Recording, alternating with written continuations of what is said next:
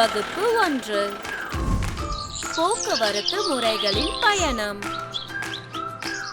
வணக்கம் மாணவ செல்வங்களே. போக்குவரத்து முறைகளின் பயணம் என்ற புதிய சுவாரஸ்யமான தலைப்புடன் 1ஆம் வகுப்பின் சுற்றுச்சூழல் அறிவியலுக்கு வரவேற்கிறோம். இந்த காணொளியில் ஒரு அற்புதமான கதையின் உதவியுடன் போக்குவரத்தை பற்றி நாம் அறிய போகிறோம். கற்றுக்கொள்வீர்கள். இந்த காணொளியை பார்த்த பிறகு உங்களால் பல ஆண்டுகளாக உருவாக்கப்பட்ட போக்குவரத்து வகைகளை அடையாளம் காண முடியும். சாலை பாதுகாப்பு பற்றி அறிந்து கொள்ள முடியும். உள்ளூர் போக்குவரத்து வழிகளை அடையாளம் காண முடியும்.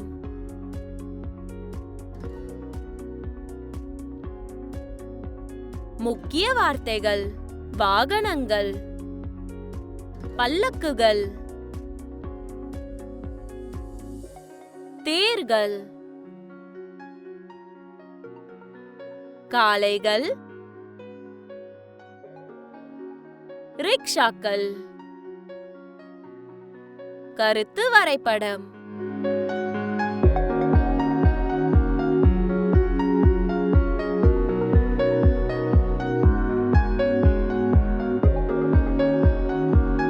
குழந்தைகளே, முதலில் கதையை தொடங்குவதற்கு முன் ஒரு வேடிக்கையான செயலை செய்வோம். திரையை பாருங்கள். உங்கள் பகுதியில் நீங்கள் காணும் அனைத்து வாகனங்களையும் குறிப்போம்.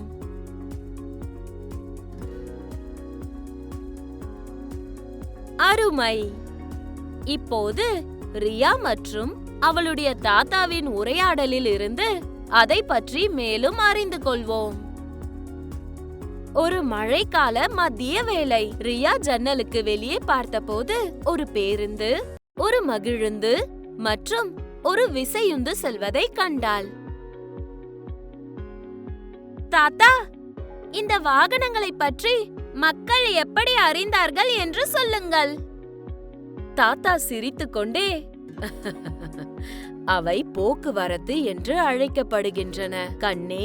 இது மக்களையும் பொருட்களையும் ஒரு இடத்திலிருந்து இன்னொரு இடத்திற்கு கொண்டு செல்ல உதவுகிறது. நீண்ட காலத்திற்கு முன்பு மகிழுந்துகளோ பேருந்துகளோ இல்லை. மக்கள் நடந்து சென்றார்கள் அல்லது மற்றவர்கள் சுமந்து சென்ற பல்லக்குகளை பயன்படுத்தினர். யானைகள் அடர்ந்த காடுகளை கடந்து பயணிக்க பயன்படுத்தப்பட்டன. மேலும் சுமைகளையும் மக்களையும் சுமக்க பயிற்சி அளிக்கப்பட்டன. பின்னர் ஆண்கள் குதிரைகள் மற்றும் யானைகளின் மீது சவாரி செய்ய தொடங்கினர்.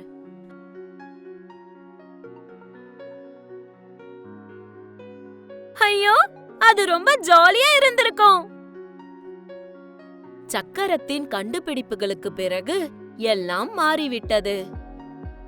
விரைவில் மனிதன் வண்டிகளை உருவாக்க சக்கரத்தை பயன்படுத்தினான். குதிரைகள், காளைகள் மற்றும் கழுதைகள் போன்ற விலங்குகளை சுமைகளை கூடிய வண்டிகளை இழுக்கவும் பயணிக்கவும் பயன்படுத்தினான். அவர்கள் சக்கரத்தை பயன்படுத்தி மிதிவண்டிகளை கூட உருவாக்கினார்கள். பின்னர் இன்று நாம் காணும் அனைத்து வாகனங்களும் வந்தன. மகிழுந்துகள், பேருந்துகள், ரயில்கள், ஆட்டோ ரிக்ஷாக்கள் மற்றும் ரதங்கள். ரியா மறுநாள் பள்ளிக்கு சென்று தாத்தாவின் கதையை பற்றி தன் ஆசிரியரிடம் சொன்னாள். ரொம்ப நல்லது ரியா. இன்று நாம் இன்னும் நிறைய கற்றுக்கொள்வோம். இவற்றின் பெயர்களை சொல்ல முடியுமா? பேருந்து, மகிழுந்து, மிதிவண்டி, ஆட்டோ ரிக்ஷா. அருமை மாணவர்களே, இன்று நாம் பயன்படுத்தும் வாகனங்கள் இவைதான். சிலவற்றில் விசையுந்துகள் மற்றும் மிதிவண்டிகள் போல 2 சக்கரங்கள் உள்ளன. சிலவற்றில் மகிழுந்துகள் மற்றும் வேன்கள் போல 4 சக்கரங்கள் உள்ளன. நாம் எல்லோருக்கும் இந்த வாகனம் ஓட்ட ரொம்ப பிடிக்கும். அது என்னன்னு உங்களால் சொல்ல முடிகிறதா? ஆமாம், அது மிதிவண்டிதான். சரி, பழைய காலத்திலிருந்து இன்று வரை மிதிவண்டி மாறிவிட்டது. உங்களுக்கான செயல்பாடு: காட்டப்பட்டுள்ள படத்தை பார்த்து மிதிவண்டியின் பாகங்களுக்கு பெயரிடுங்கள்.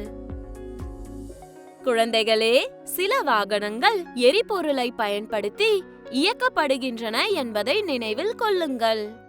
எரிபொருளை பயன்படுத்தும் வாகனங்களின் பெயரை கூற முடியுமா? ஆட்டோ, லாரி, விசையுந்து, வேன்.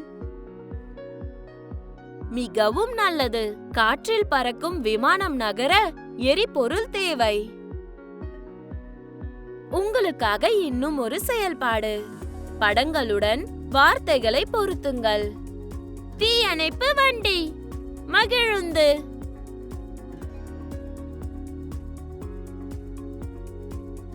Ambulance, lorry. மிதிவண்டி, விமானம், ரயில், விசையுந்து. சரியாக சொன்னீர்கள். இப்போது முந்தைய நாட்களில் பயன்படுத்தப்பட்ட போக்குவரத்து முறைகளை கண்டறிந்து டிக் செய்யவும். மிதிவண்டி மற்றும் மாட்டு வண்டி.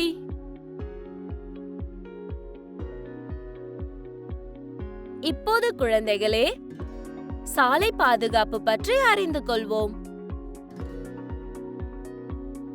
முதல் முக்கியமான விஷயம் என்னவென்றால், போக்குவரத்து விளக்குகளை பின்பற்றுங்கள். சிவப்பு என்றால் நிறுத்து. மஞ்சள் தயாராகுங்கள். பச்சை செல் என்று அர்த்தம். எப்போதும் நடைபாதையில் நடந்து செல்லுங்கள். வரி கடவையில் மட்டும் சாலையை கடக்கவும்.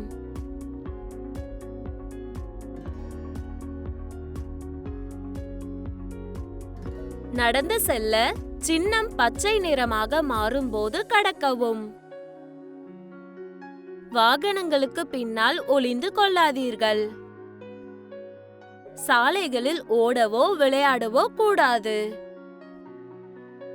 நான் எப்போதும் விதிகளை பின்பற்றுவேன். ரொம்ப நல்லது ரியா. உங்களுக்கான செயல்பாடு: சரியான செயல்களை தேர்வு செய்யவும். வரி கடவையில் சாலையை கடப்பது. வரி கடவையில் வாகனங்கள் நிறுத்தப்பட்டன. இப்போது இந்த படங்களை பார்த்து உங்களுக்கு பிடித்த வாகனம் எது என்று எழுதுங்கள். ஏன்? செயல்பாட்டு நேரம்: இரு சக்கர வாகனங்களுக்கு நீல நிறத்தையும் 4 சக்கர வாகனங்களுக்கு சிவப்பு நிறத்தையும் கொடுங்கள். வாகனங்களை அவை நகரும் இடத்திற்கு பொருத்துங்கள். ரியா தான் கற்றுக்கொண்ட அனைத்தையும் தாத்தாவிடம் சொன்னாள். எனக்கு பிடித்த வாகனம் மிதிவண்டி. ஏனென்றால் அதை நானே ஓட்ட முடியும். அது அருமை. பாதுகாப்பாக சவாரி செய்து ஹெல்மெட் அணிய நினைவில் கொள்ளுங்கள். ஆமாம் தாத்தா. செயல்பாடு: இந்த வாகனங்கள் எங்கு செல்கின்றன? கோடுகள் வரைந்து பொருத்தவும். வீட்டுப்பாட பணி: உங்கள் பகுதியில் காணப்படும் வாகனங்களின் படங்களை ஒரு ஸ்கிரப் புத்தகத்தில் ஒட்டவும். வாகனங்களை அவர்கள் எடுத்து செல்லக்கூடிய நபர்களின் எண்ணிக்கையின் அடிப்படையில் 1, அதாவது குறைந்தபட்சம் முதல் 4, அதாவது அதிகபட்சம் வரை எண்ணவும். மாணவர் அறிவு மதிப்பீடு. கேள்வி பதில். கேள்வி 1: போக்குவரத்தை வரையறுக்கவும். கேள்வி 2: நாம் ஒரு வரி கடவையில் மட்டுமே சாலையை கடக்க வேண்டும். ஏன்? கேள்வி 3: இது ஏன் வரிக்கடவை என்று அழைக்கப்படுகிறது? கேள்வி 4. சாலையில் பின்பற்ற வேண்டிய ஏதேனும் 3 பாதுகாப்பு விதிகளை எழுதுங்கள். சரியான சொல்லை தேர்வு செய்யவும். கேள்வி 1. மஞ்சள் அல்லது பச்சை, விளக்கு எரியும் போது செல்லுங்கள். கேள்வி 2. நடைபாதையில் அல்லது சாலையில் நடக்கவும். கேள்வி 3. வரிக்கடவையில் இடத்தில் அல்லது வேறு எந்த இடத்திலும் கடக்கவும். கொடுக்கப்பட்டுள்ள படத்தை பார்த்து அவர்கள் எத்தனை பேரை ஏற்றி செல்ல முடியும் என்பதை கூறுங்கள். காலப்போக்கில் போக்குவரத்து மாறிவிட்டது. நாம் வெவ்வேறு இடங்களுக்கு வெவ்வேறு வாகனங்களை பயன்படுத்துகிறோம். எப்போதும் சாலை பாதுகாப்பு விதிகளை பின்பற்றுங்கள். மீண்டும் சந்திப்போம் குழந்தைகளே.